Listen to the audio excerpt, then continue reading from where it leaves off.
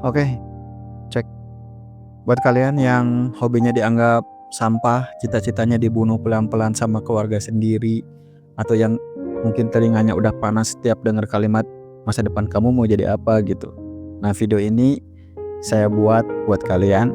Saya paham banget rasanya ketika punya hobi atau cita-cita tapi nggak didukung orang tua, dianggap remeh, dianggap nggak akan berhasil. Karena dulu ya, ibu saya tuh nggak suka sama ginian nih. Gak suka sama kertas kayak gini. Kenapa? Karena ibu gak suka hobi saya menggambar. Buat ibu, hobi saya menggambar di kertas kayak gini itu cuma kegiatan buang-buang uang, buang-buang waktu. Kata ibu, gambar itu gak bisa dimakan gitu. Tapi saya cukup keras. Saya diam-diam berjuang sendirian. Dan hari ini saya mau cerita gimana caranya kertas yang dulu dibenci ibu kayak gini sekarang justru jadi alasan ibu tersenyum bangga. Ya, ibu bangga. Dan siapa tahu relate dengan kalian yang dulu atau sekarang punya hobi atau cita-cita yang gak disupport sama keluarga gitu. Jadi gini ceritanya. Saya itu punya hobi menggambar itu sebenarnya udah dari SD ya. Lupa persisnya kapan, tapi kayaknya darah seni itu emang mengalir dari keluarga bapak gitu. Banyak keluarga bapak yang jago menggambar. Posisi kami waktu itu ya bisa dibilang keluarga kurang mampu. Gak ada tuh cerita saya ikut les gambar mahal atau beli alat lukis bermerek. Gak ada sama sekali cerita kayak gituan. Terus, tapi saya beruntung punya bapak. Dulu almarhum bapak itu kerja jadi staf di salah satu universitas cukup ternama di Bandung. Bukan dosen ya, cuma staf biasa, tapi justru di situ keuntungan buat saya. Setiap pulang kerja, bapak itu sering bawa oleh-oleh, bukan makanan tapi ya tumpukan kertas bekas gitu dari kantornya. Tahu kan kertas yang sebelahnya udah di print tapi belakangnya masih kosong putih gitu. Mungkin buat anak lain itu sampah, tapi buat saya itu harta karun, itu kanvas saya. Nah, masalah muncul waktu bapak pensiun. Nah, pas bapak pensiun, suplai kertas jadi terhenti kan. Jadi nggak ada suplai kertas lagi. Saya bingung. Saya harus tetap gambar karena itu hobi saya, tapi saya nggak punya medianya. So akhirnya mau nggak mau saya harus beli kertas HPS sendiri. Dan waktu itu belinya harus per 1 rim. Nah, disinilah sifat buruk saya muncul. Sifat yang mungkin ke bawah sampai sekarang. Saya itu orangnya perfeksionis, gampang bosenan, dan sedikit obsesif ya sama kebersihan visual gitu. Jadi kalau saya lagi menggambar terus ada coretan salah dikit aja, saya tuh nggak mau ngehapus. Saya rasa itu udah cacat gitu. Saya remes kertasnya, saya buang, saya ambil kertas baru. Nanti kalau salah lagi ya saya buang lagi, ganti baru lagi gitu. Nah, ini hubungannya sama ibu marah. Bayangin perasaan ibu saya waktu itu. Kita lagi susah duit, anaknya malah buang-buang kertas HPS cuma gara-gara salah garis dikit. Jadi wajar kan kalau ibu marah gitu. Ibu sering bilang, kamu tuh ngapain gitu. Mending belajar biar jadi PNS atau kerja kantoran gitu.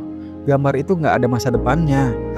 Nah, itu yang ibu bilang berulang-ulang dan cukup keras. Gak enak banget sih kedengerannya, tapi ya namanya orang tua zaman dulu ya. Standar sukses mereka itu ya seragam dinas, bukan pensil gambar gitu ya. Ya tapi saya nggak nyerah. Orang itu hobi saya gitu, jadi saya tetap menggambar. Dulu saya ingat banget hiburan saya itu ke toko buku, cuma buat lihat komik, bukan beli komik ya, boro-boro. Tapi lihat komik gitu. Saya cuma berdiri di situ, baca cepet, terus saya rekam karakter-karakternya seperti apa di otak saya. Sampai rumah. Nah, baru saya tuangin ingatan-ingatan itu ke atas kertas. Cukup gila, dan ternyata kegilaan saya itu ada hasilnya. Hobi saya mulai dilirik orang. Waktu SMP, ada temannya saudara, dia punya usaha home industry konveksi tas sekolah ya. Nah, dia tahu tuh saya suka gambar dan dia suka hasil gambar saya. Akhirnya saya dikasih kerjaan. Dia minta saya gambarin tas-tas produksinya pakai karakter kartun yang lagi hits zaman itu ya, kayak Donald Bebek, Mickey Mouse, dan lain sebagainya lah, Tasmania gitu. Nah itu momen pertama kali saya ngerasain gambar saya laku. Bukan cuma dipuji teman tapi dipakai sama industri dan dibayar. Seneng banget rasanya, ya kayak orang kaya baru gitu. Punya duit sendiri, hasil keringat sendiri pas SMP gitu. Jadi pas SMP saya udah sempat punya penghasilan sendiri. Nah tapi tetap itu belum cukup buat ngeyakinin ibu kalau jalan ini aman buat masa depan anaknya, buat masa depan saya. Nah pas lulus SMA, ini masa yang paling berat, di mana teman-teman saya sibuk daftar kuliah, ada yang ke kota A, kota B. Saya sendiri tetap di rumah karena orang tua gak mampu biayain kuliah. Saya cuma dikursusin bahasa Inggris, tapi itu juga udah bersyukur banget. Saya berterima kasih banget sudah dikursusin bahasa Inggris, karena itu modal saya sekarang ya, punya beberapa klien dari luar negeri. Nah, di tengah ketidakjelasan itu, lagi masa-masa kursus itu, saya lihat lowongan kerja di koran, dicari ilustrator. Modal saya apa? Ya ijazah kuliah gak punya, pengalaman gak punya, portofolio digital gak ada. Saya cuma punya kumpulan gambar pensil di atas kertas HVS itu gitu. Ya akhirnya saya iseng dan sedikit nekat gitu, saya masukin tumpukan kertas itu ke amplop coklat yang besar itu ya. Terus saya kirim lewat pos ke alamat kantornya. Waktu itu bukan zaman email ya, lewat pos gitu, jadul gitu ya. Dan alhamdulillah Allah memang maha baik. Mereka gak lihat ijazah saya, mereka lihat goresan tangan saya, hasil karya saya gitu, karakter gambar saya. Ya intinya saya diterima lah. Bahkan bukan cuma diterima tapi mereka baik banget. Saya dikursusin software digital art selama 3 bulan. Dan selama kursus itu saya digaji. Bayangin keberuntungan saya lagi. Kali ini lebih dari waktu saya SMP. Saya anak lulusan SMA yang gak punya skill komputer, dikursusin gratis, terus dibayar juga. Jadi sambil kursus saya tetap digaji gitu. Alhamdulillah ya. Nah ini momen pentingnya, momen plot twistnya. Pas saya bawa gaji pertama pulang, disitulah pandangan ibu berubah 180 derajat.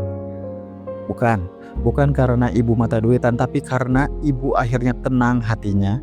Anaknya ternyata bisa cari makan dari hobi yang dulu dia benci.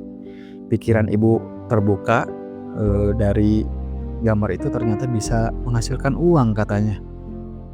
Nah dari situ karir saya berjalan dan terus bertumbuh. Saya juga gak berhenti belajar ya. Saya belajar desain grafis, layout, 3D, animasi, bagaimana cara mengembangkan bisnisnya. Sampai sekarang ya saya masih belajar. Saya belajar video editing kalau sekarang. Saya gak pernah berhenti belajar itu ya karena saya tahu rasanya dulu saya gak punya apa-apa gitu. Jadi saya harus punya banyak ilmu gitu. Hidup saya kurang mampu gitu. So buat teman-teman yang nonton ini, mungkin kalian lagi ngalamin fase perang dingin sama orang tua kalian.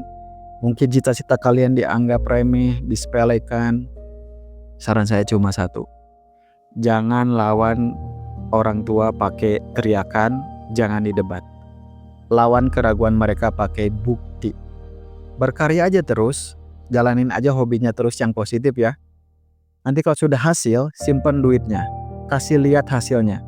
Nanti juga mereka paham kalau jalan sukses itu ya gak cuma yang mereka pikirin aja gitu. Ada kesuksesan-kesuksesan lain yang di luar dari apa yang mereka bayangkan. Dan siapa tahu itu adalah hobi kamu atau cita-cita kamu. Ya mungkin dari cerita saya ini ada yang bisa diambil pelajaran, atau mudah-mudahan aja bisa termotivasi buat gak menyerah dulu, buat ngebuktiin sama orang lain, bukan cuma orang tua kalian tapi banyak orang, kalau kita punya hobi yang positif yang bisa dijadikan penghasilan. Dan rasanya berbeda banget ketika bekerja sesuai dengan hobi yang kita rasakan. Karena saya juga pernah ya kerja di bidang yang bukan di hobi saya, dan ketika menjalankan pekerjaan yang sesuai dengan hobi itu, wow, nyaman banget. Ya walaupun akhirnya tidak ada pekerjaan yang tidak capek, tidak ada pekerjaan yang tidak jenuh gitu. Tapi bekerja sesuai hobi itu ya sangat menyenangkan. Mungkin itu aja Terima kasih sudah nonton sampai sini.